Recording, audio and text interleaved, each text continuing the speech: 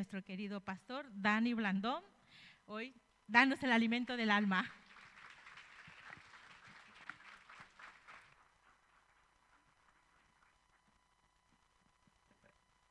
Dios te bendiga, iglesia. ¿Cómo estamos? ¿Estamos bendecidos? ¿Sí? No, si me ayudan en el sonido, no me oigo aquí.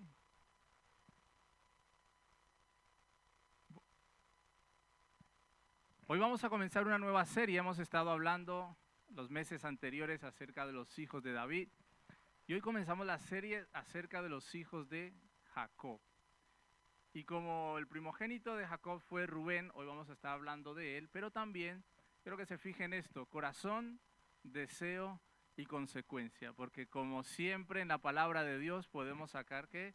Una enseñanza para nuestra vida, podemos sacar una exhortación para nuestra vida y podemos sacar una corrección para nuestra vida. Todo nos es necesario y útil para cada uno de nosotros. Así que lo voy a invitar a que busquen su Biblia, Proverbios capítulo 4, versículo 1, y si se puede poner de pie conmigo, vamos a leer la palabra de Dios con el respeto y la reverencia que ella merece. Si lo tiene y si no, lo leemos en pantalla. Dice así la palabra de Dios: Oíd, hijos, la enseñanza de un padre y estad atentos para que conozcáis cordura. Leámoslo juntos una vez más. Dice: Oíd, hijos, la enseñanza de un padre y estad atentos para que conozcáis cordura. Padre, hemos abierto tu palabra y por ella somos nosotros bendecidos, Señor. Bendice los corazones que se acercan a ella con fe, Señor, con deseo de ser enseñados, instruidos por ti, Dios, en el nombre de Jesús. Amén. Muy bien, iglesia, puede tomar asiento. Como le dije, hoy comenzamos la serie acerca de los hijos de Jacob y vamos a estar hablando concretamente, o un poquito al menos, acerca de Rubén, su primer hijo. Pero antes de hablar de Rubén, es necesario que volvamos un poco atrás en el tiempo para poder entender el desenlace de la historia de Jacob y de sus hijos. Así que, ¿qué le parece si hacemos un viaje en el tiempo? Cuando Dios llama a Abraham, usted eso lo puede ver en el libro de Génesis, en el capítulo 12, cuando Dios llama a Abraham, el Señor le hace una promesa tremenda a Abraham en su llamamiento, pues Dios le promete algo realmente increíble y también algo imposible de creer de acuerdo a la razón y a la lógica humana. Pues si usted lee en su casa, en el libro de Génesis, en el capítulo 12, se va a encontrar esto que Dios le dice a Abraham, 12:2, y haré de ti una nación grande, y te bendeciré, y engrandeceré tu nombre, y serás, ¿qué? Una bendición. Y bendeciré a los que te bendijeren, y a los que te maldijeren, maldeciré, y serán benditas en ti todas las familias de la tierra. Esta fue la promesa que Dios le hizo a Abraham cuando lo llamó, cuando quiso contar con él para escribir la historia, cuando quiso contar con él para esto que le estaba prometiendo, que iban a ser en él benditas las familias de la tierra. Una promesa increíble, pero también una promesa bastante imposible de creer para una razón, para una lógica humana. Sin embargo, esta promesa que Dios le hace a Abraham sería el punto de partida de la historia de los patriarcas y también la base de la bendición y seguridad sobre la cual toda la nación de Israel caminaría y de hecho sigue caminando en la actualidad. Ahora bien, en medio del discurrir de la historia bíblica, en todo lo referente a Abraham y a su descendencia, si algo cobra protagonismo es la primogenitura en las descendencias, las primogenituras en los hijos. Es algo que es bastante llamativo, es muy curioso y de hecho tiene una relevancia importante, no solo en la historia bíblica, sino también, creo yo, que en la actualidad. El hijo primogénito tiene como una connotación especial al ser el primero que llega a la familia. Cuando hablamos de primogenitura, y más aún si lo hacemos en base a la palabra de Dios, en base a la Biblia, generalmente, y aquí vamos a estar de acuerdo, generalmente pensamos en positivo, ¿verdad?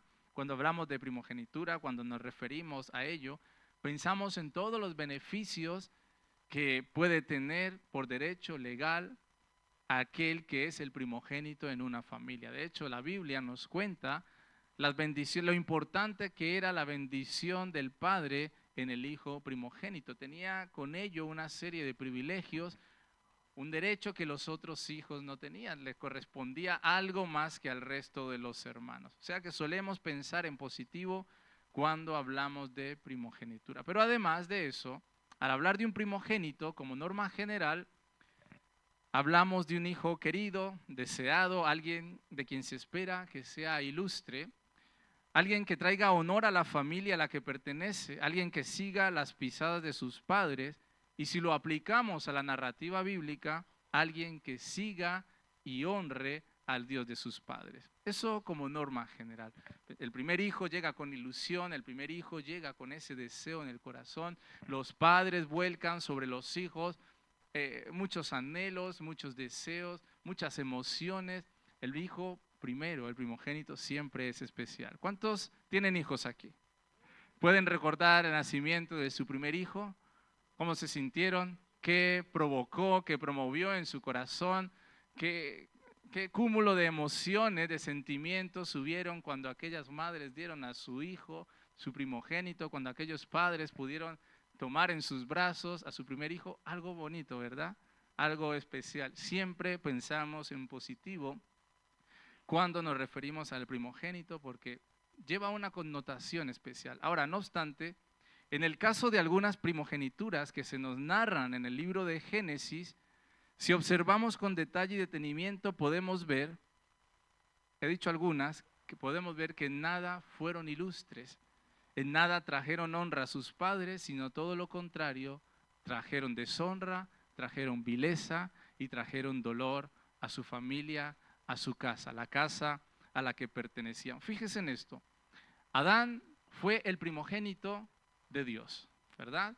O mejor dicho, fue el primer hombre creado por el Señor, la primera persona puesta en esta tierra. Sin embargo, aunque fue creado directamente por Dios, falló, no fue responsable con aquello que Dios le había encomendado, y ese pequeño fallo produjo que caigamos de la gloria de Dios. ¿Qué le parece? Tremenda cosa la que pasó con Adán. Pero fíjese en Caín, primogénito de Adán, también falló. Cometió asesinato con premeditación y alevosía. Y aunque Caín fue el primogénito de Adán, salió de la genealogía de Adán, según podemos leer, que no lo vamos a hacer hoy, en el capítulo 5 del libro de Génesis.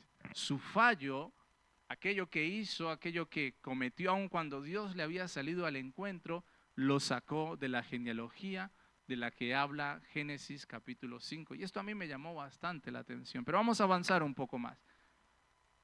Llegamos hasta Ismael, primogénito de Abraham, quien no nace por voluntad de Dios, sino por el deseo humano, y nació fuera de la voluntad de Dios, trayendo el percance que todos conocemos o que todos tenemos hoy en día que confrontar o afrontar, que es el Islam.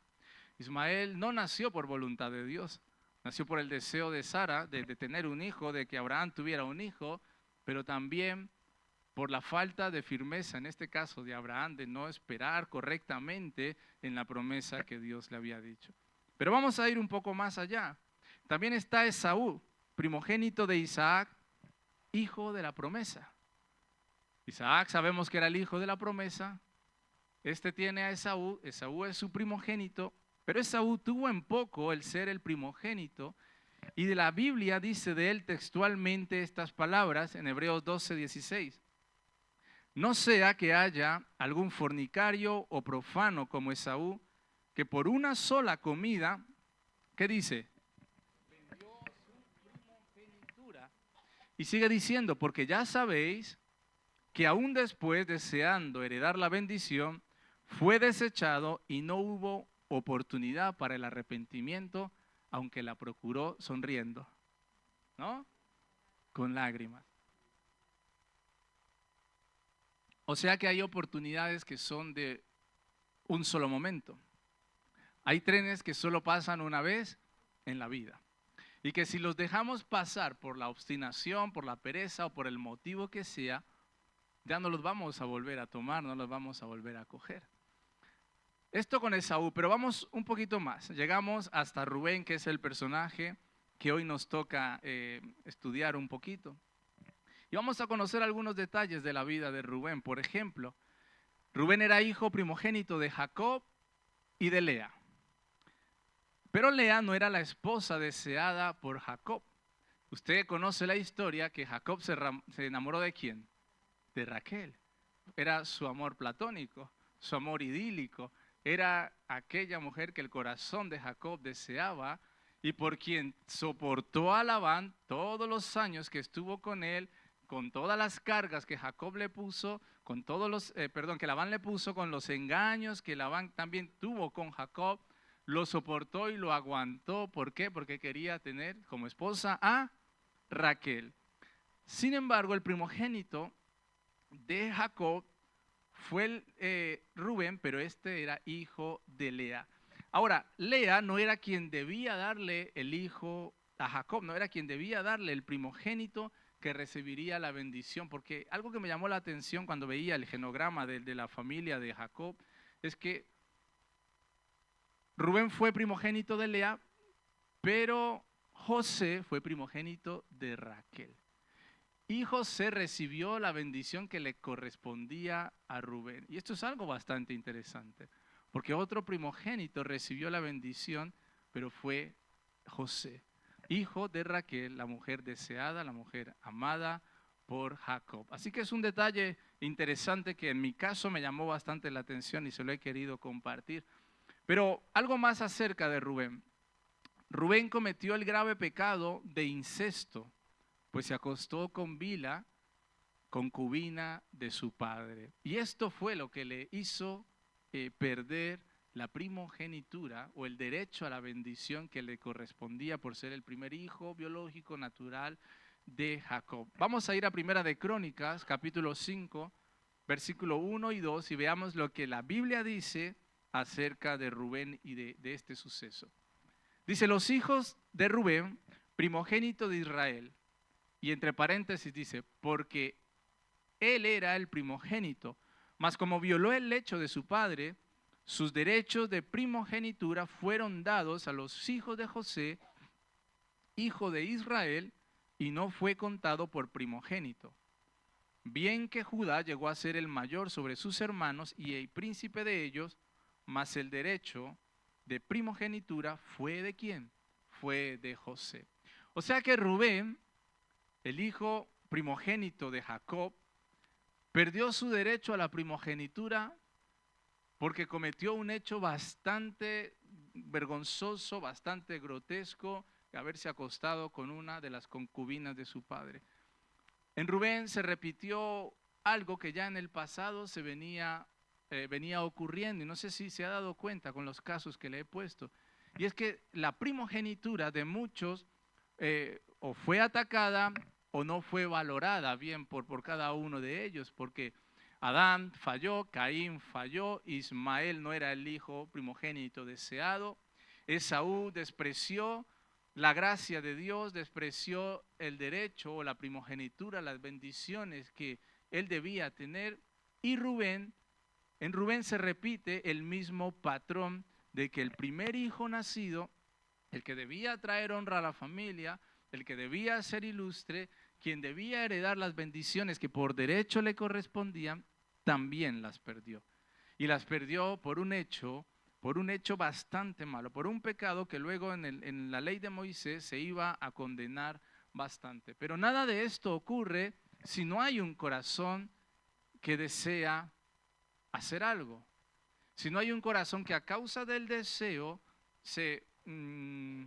¿cómo lo diríamos?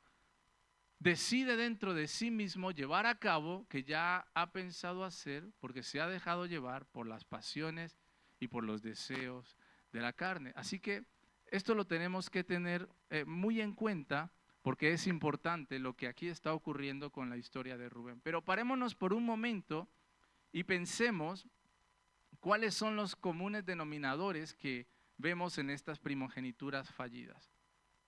Adán fue fue creado por Dios, pero fue desobediente y fue irresponsable, podríamos decir así, porque Dios le había encargado que señoreara, que sojuzgara, que gobernara, que tuviera control señorío sobre la creación de Dios, y Dios le había dado directamente a él una encomienda, un mandato de que no tomaran aquel fruto, sin embargo no lo hicieron. Adán fue desobediente, fue irresponsable. En Caín pudo más la envidia y el deseo de destacar que el amor fraternal hacia su hermano. Recuerde, de hecho aquí estuvieron hablando el otro día acerca de eso, cómo Caín tuvo envidia de su hermano Abel porque Dios había mirado con agrado la ofrenda de Abel y no había mirado con agrado la ofrenda de Caín.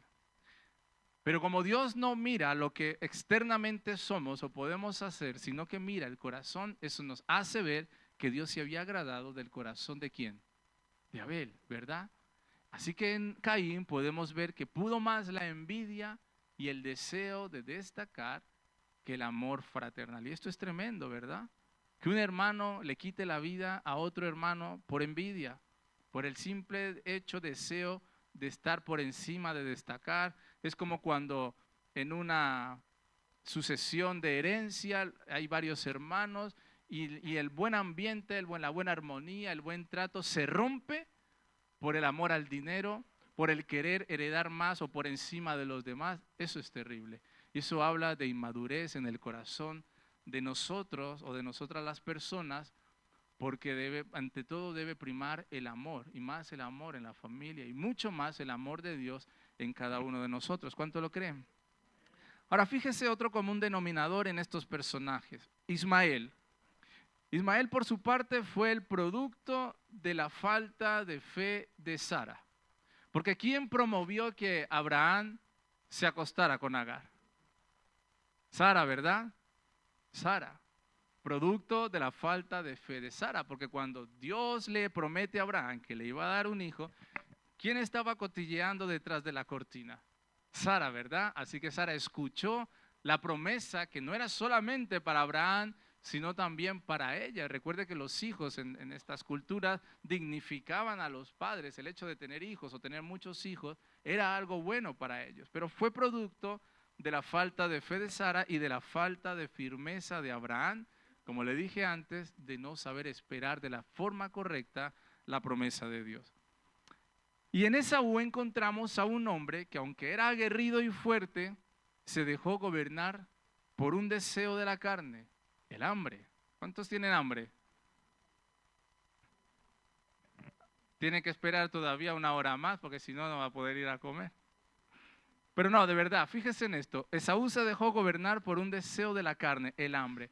Y movido por ese deseo, por el deseo de satisfacer una necesidad física, antepuso sus ganas de comer y de saciarse a la bendición patriarcal que le iba a corresponder si no perdía la primogenitura.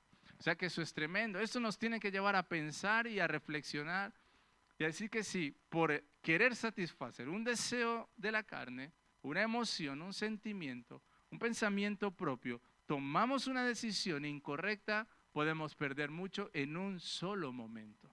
Y esto nos tiene que llevar a pensar y a decir, necesitamos ser prudentes, necesitamos ser personas que tengan cordura y que puedan seguir la dirección de Dios en todo momento. Nada ocurre exteriormente si antes no se ha gestado interiormente. Así que se gesta en el corazón el deseo y eso va a tener una consecuencia en nuestra vida. Y tenemos que ser conscientes de que nuestras decisiones siempre van a tener una consecuencia, o positiva o negativa para nuestra vida. Si aplicamos esto de Esaú a nuestra vida, podríamos concluir que la necesidad no debe poder más que el propósito. Hay un propósito de Dios para nuestras vidas. Hay un propósito de Dios para su vida, para todos los que estamos aquí, de forma individual, pero también de forma colectiva como cuerpo de Cristo. Hay un propósito de Dios para nosotros, pero en ese proceso del cumplimiento del propósito se pueden generar necesidades que si usted y yo no somos maduros en la fe y no estamos parados firmemente en lo que Dios ha dicho que va a ser, la necesidad de querer ver suplida, el deseo de ver suplida una necesidad puede poder más que el propósito de Dios y podemos perder aquello que Dios se había empeñado en hacer o lograr con cada uno de nosotros. Ahora, ¿cuántos quieren llegar y ver el cumplimiento del propósito de Dios en sus vidas? Sí, 15, ok. 15 van a haber cumplido el propósito de Dios en su vida. Está bien, tiene que ser así, hay que ser sinceros y yo le agradezco la sinceridad porque la Biblia es algo serio, el Evangelio de Dios es algo serio y como es algo serio, nos lo tenemos que tomar no con ligereza, sino con seriedad.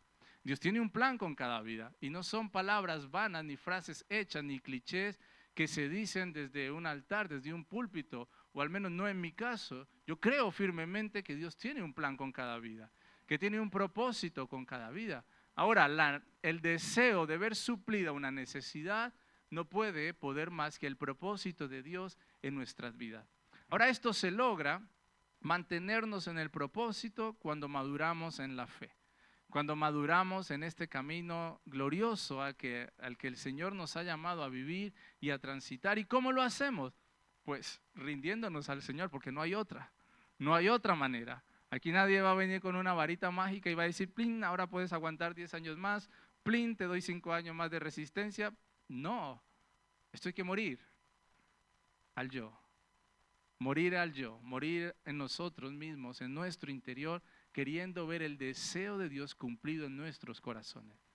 Porque nada ocurre externamente si primero no se ha gestado internamente. Así que tenemos que estar atentos a esto. En cuanto a Rubén, la verdad es que la Biblia no explica cuáles fueron las motivaciones que tuvo para hacer lo que hizo.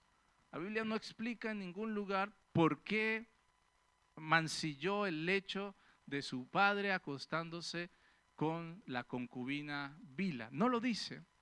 De hecho, los comentaristas no se ponen de acuerdo porque evidentemente cuando la Biblia no dice algo, todo lo que podamos decir los humanos serían meras conjeturas, meras hipótesis, meras ideas nuestras humanas en base a nuestro razonamiento. O sea que la Biblia no explica cuáles fueron las motivaciones que Rubén tuvo, pero lo que sí dice la Biblia es que Jacob, cuando comenzó a bendecir a sus hijos, dijo de Rubén que cometió vileza. Y esto lo vemos en Génesis 49, versículo 4.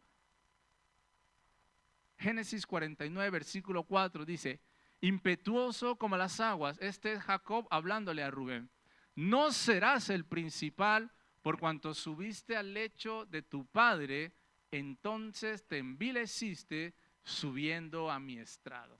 Y la palabra estrado se traduce del hebreo como cama, como lecho también. Entonces, lo que la Biblia sí dice de Rubén es que cometió vileza, se envileció en su corazón y amancilló en la cama, el lecho, el estrado de su padre Jacob. Ahora, fíjese lo que significa la palabra vileza, según el diccionario de la Real Academia Española de la Lengua.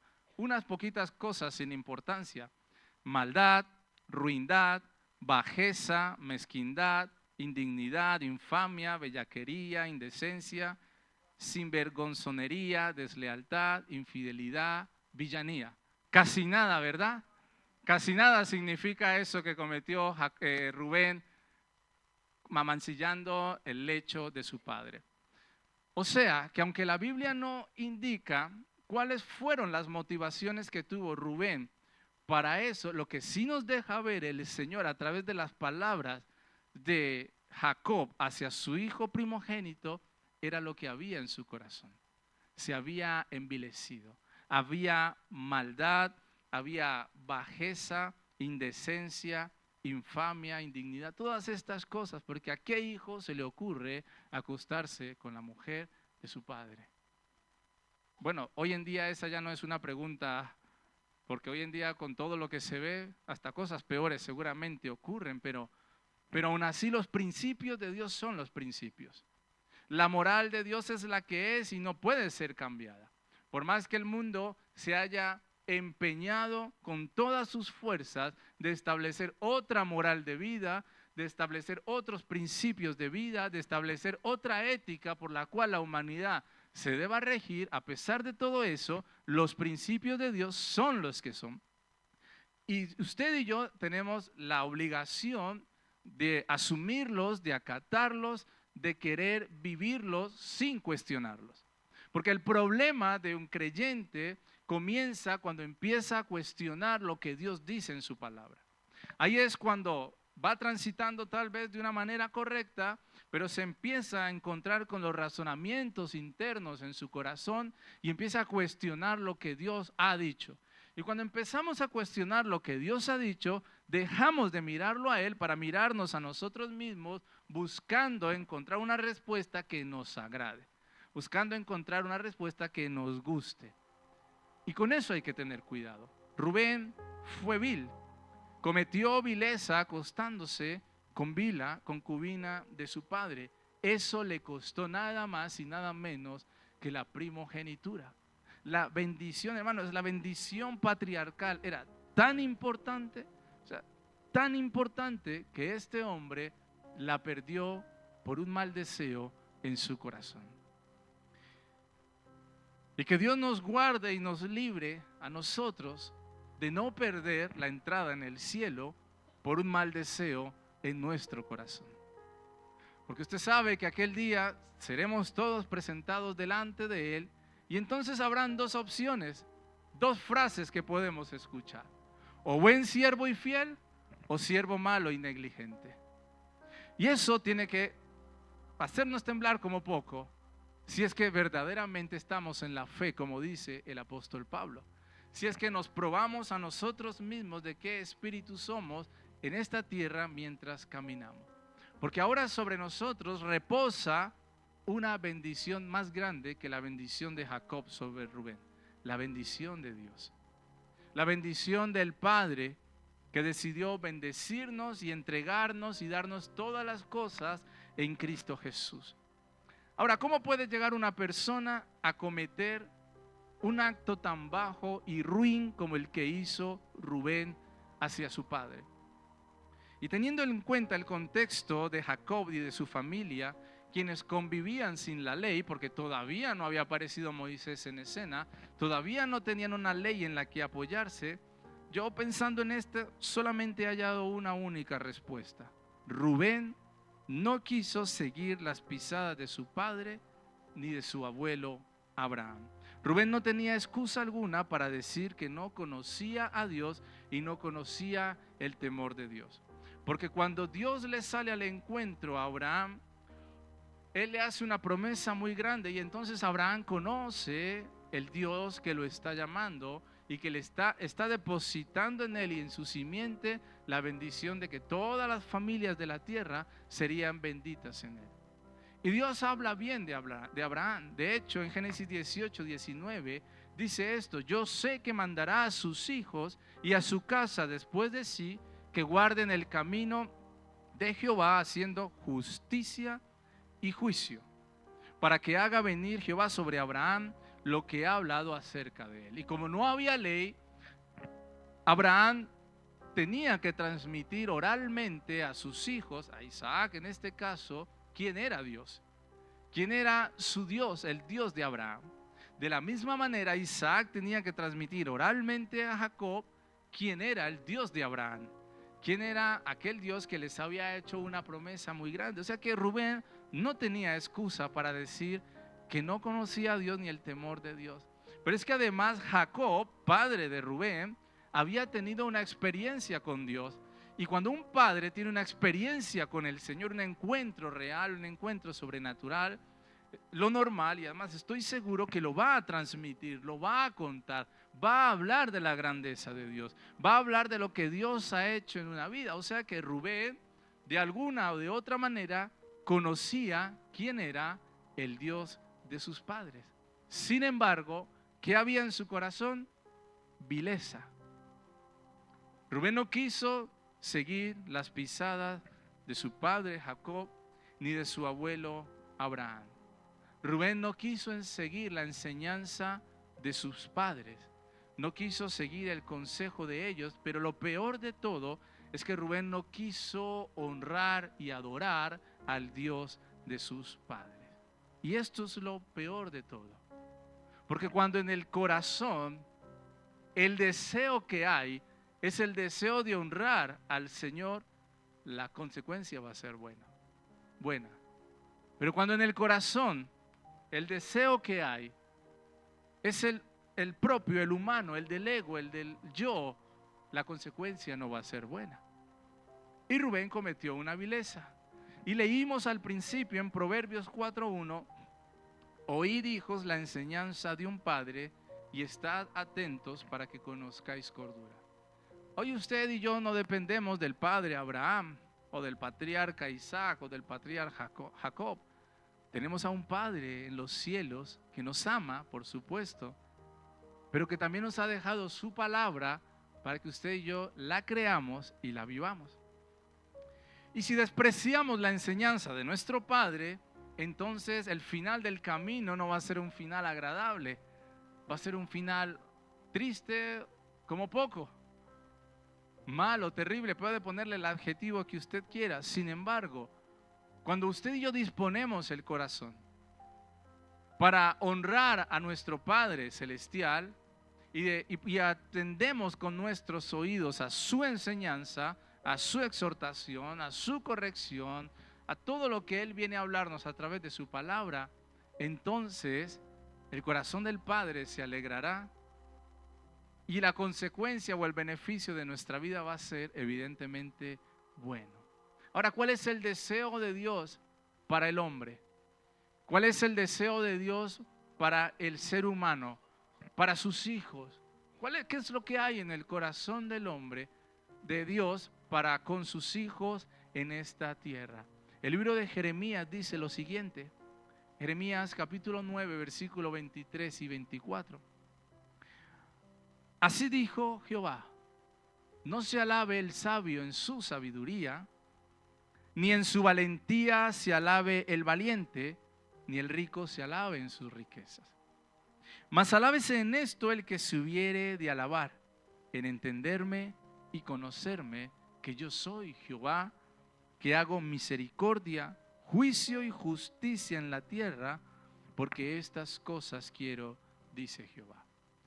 Cuando avanzamos en la lectura de la palabra de Dios con la intención de que Dios hable a nuestro corazón, empezamos a descubrir y a darnos cuenta, y muy especialmente en el Nuevo Testamento con las cartas del apóstol Pablo, cómo el deseo primario o de los deseos primarios de Dios es que lo conozcamos, que sepamos y entendamos quién es Él y qué es lo que quiere para nosotros.